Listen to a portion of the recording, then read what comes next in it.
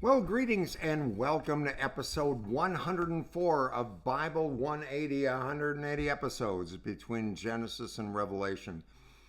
We're on Matthew 24 today, which is called Matthew's Little Apocalypse. Mark also has a little apocalypse in Mark chapter 13, and there's other references in Luke just briefly to the little apocalypse. And few chapters in the Bible have generated more speculation than Matthew chapter 24. Entire books and movies and charts and movies and websites and conferences have been built around this chapter. People have tried to identify the Antichrist.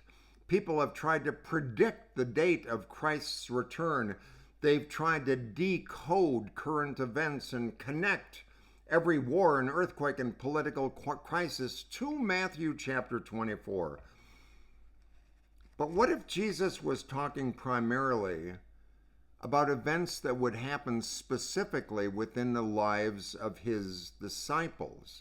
What if Matthew 24, and I think it is, what if it's less about predicting the end of the world and more about preparing God's people for the end of time? We're going to look at Matthew's little apocalypse, and we'll see that Jesus is not giving a detailed roadmap to 2024, 5, 6, 7, but he's warning his disciples about events that would unfold in the decades ahead, culminating in the destruction of the Temple of Jerusalem in AD 70. As we understand what Jesus was actually saying, we'll discover, I think, profound lessons for us today. Now, it begins in Matthew 24 with Jesus leaving the temple.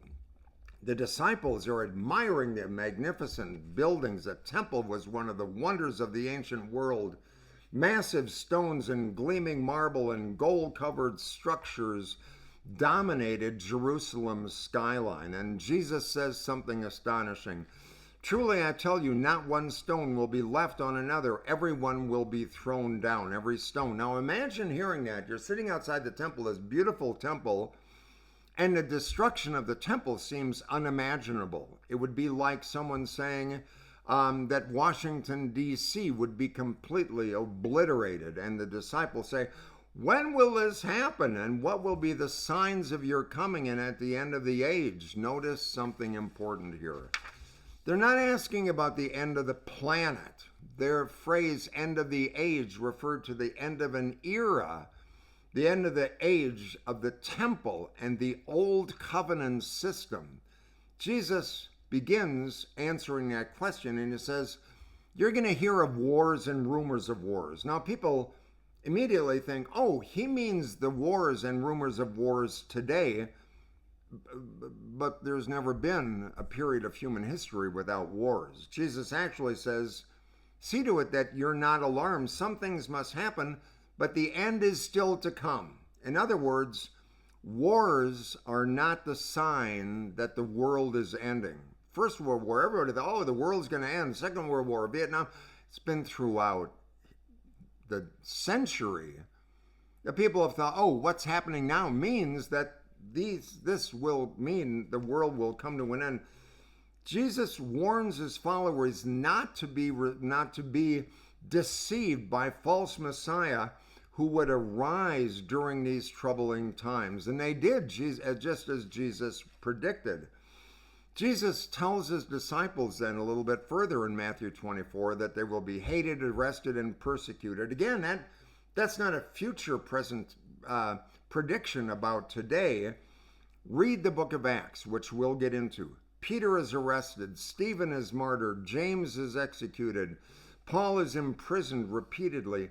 The early church experienced precisely in their lifetimes the persecution that Jesus described. Far from being a failed prediction, Matthew 24 accurately describes the experience of the first generation Christians. Then Jesus refers to the kind of mysterious abomination of desolation. Some readers, scholars, kind of, without a lot of biblical background, think this phrase sounds mysterious and futuristic. But for first century Jews, it pointed to the book of Daniel and referred to the desecration of a holy place. Okay? Not future, but the desecration of a holy place. Jesus says when they see that happen, they should flee. He doesn't say, start a prophecy committee. He doesn't say, run. This is practical advice for his disciples facing a real crisis. Because when Roman armies eventually surrounded Jerusalem, many Christians remembered Jesus' warning and fled the city. And church tradition tells us that many believers escaped to Pella before Jerusalem's destruction. Then Jesus speaks of a great tribulation not like anything before. The Jewish-Roman War was from 66 to 70 OD. It was indeed catastrophic. Ancient historians describe famine, civil war, mass executions, and horrific suffering. The siege of Jerusalem, 66 to 70 AD, ended with the destruction of the temple, just like Jesus is saying in Matthew 24. Thousands died. The city was devastated. The center of Jewish religious life was permanently changed. For those who experienced, this was an earth-shattering event. It was not the end of the world, but it was certainly the end of their religious world. What about when Jesus says the coming of the Son of Man? This is where many people assume that Jesus suddenly jumps thousands of years into the future. But notice the language that Jesus uses. He speaks of the Son of Man coming on the clouds. Now, to modern readers, that sounds like Jesus is going to physically descend from the heavens. But in the Old Testament, cloud-coming language was often something that symbolized divine judgment. When God judged Egypt, Babylon, or Edom, prophets described God as coming on the clouds. No one expected God literally surfing through the sky. It was symbolic language about God's authority and judgment. Jesus is drawing from Daniel 7, where the Son of Man comes before God and receives authority and kingship. Not primarily about Jesus coming down to earth in the clouds. It's about Jesus being vindicated and enthroned as king. The destruction of Jerusalem and the temple became visible evidence that the rejected Messiah truly was Lord.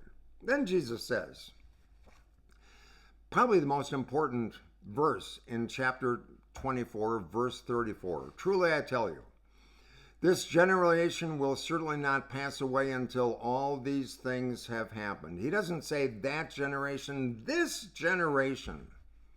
This generation. The simplest reading is the most obvious one. The generation standing before him would witness the events that he's talking about, and they did. Jesus spoke in about 30 AD. Jerusalem fell in 70 AD, roughly 40 years later, within this generation. The prophecy was fulfilled just as Jesus said it would be. Sometimes with Matthew 24, people talk about the rapture through the lens of dispensationalism and the rapture.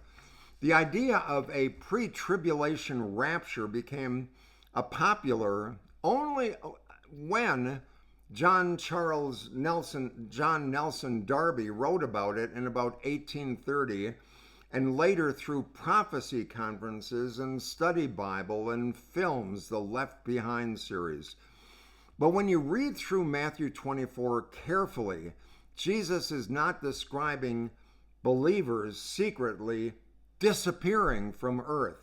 The chapter focuses on warning disciples about events that would happen within 40 years in Jerusalem. Likewise, Paul talks about being caught up in 1 Thessalonians 4. Paul is comforting grieving Christians there about the resurrection of the dead and the return of Christ. He's not presenting detailed end time systems that developed centuries later. Neither Jesus nor Paul laid out the dispensational rapture timeline that many Christians have come to believe in. Those ideas arose much later through church history, and then with John Nelson Darby. So we'll talk about that more, about Darby and how he started writing about the event, the rapture, that nobody really had talked about before. And he heard of a vision of a young girl, and all of a sudden, this whole theology of the rapture started with John Darby. We'll talk about more about him later. So, what do we make of Matthew 24? Well, first, we trust Jesus when circumstances are chaotic. I mean, wars happen, persecutions happen, Jerusalem fell, yet Jesus remained Lord. The disciples discovered that history was not out of control because God was still at work, and the same is true today. When we watch the news, I mean, who doesn't feel anxious? But Jesus reminds us that God is still sovereign. Second, don't be disturbed by fear mongers who want to draw you into fear. Every generation since Jesus has claimed that they've cracked the prophetic code. Every generation has had date setters. Every generation has someone pointing to the latest crisis and said, this is it. They've all been wrong. They've all been wrong. Jesus repeatedly says, don't be deceived. The church's mission is not about predicting dates. The church's mission is about making disciples. When asked about the end of the time, Jesus says, I don't know when it's going to be. The angels don't know. Only the Father in heaven knows. Everyone who predicts, oh, this is it, is going to be wrong because only God knows. We leave those things up to God. And that means that faithfulness matters more than speculation. That Jesus spent less time encouraging prophecy charts, but instead he encourages endurance. His concern is not whether believers can identify every future event. His concern is, will you follow Jesus today? That is what he is concerned with. So Matthew 24 is not a secret code book for predicting events today. It's a prophetic warning about things that unfolded in the first century. Jesus accurately foresaw persecution, false messiahs, political turmoil, and the destruction of Jerusalem. His words proved trustworthy, and that is the chapter's greatest message.